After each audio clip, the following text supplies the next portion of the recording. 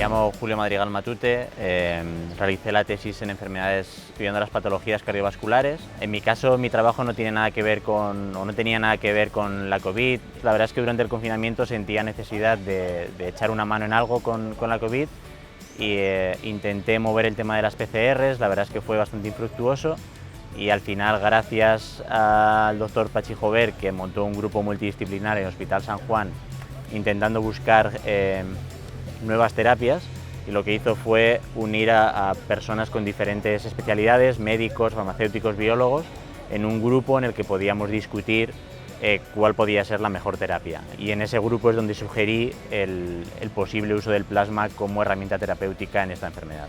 Cuando una persona supera la enfermedad, desarrolla un tipo de respuesta inmune. Esta respuesta inmune puede ser celular, como por ejemplo los linfocitos T, o humoral, que son los anticuerpos, por ejemplo.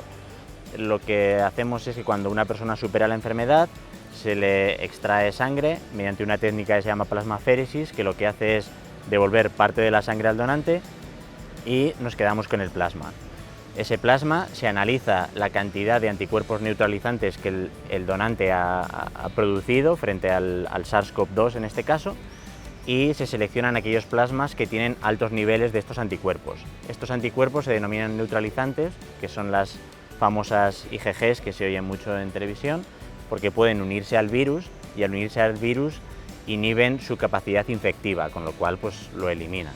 De donde yo saqué la idea fue de el doctor Arturo Casadevall, con el que coincidí en el Albert Einstein College of Medicine en Nueva York. Entonces, una vez que tenemos seleccionados estos plasmas con alta cantidad de anticuerpos neutralizantes y posiblemente otros componentes que todavía desconocemos que pueden ayudar en el paciente que lo recibe, lo que hace es que se transfunden a un paciente que está sufriendo la enfermedad.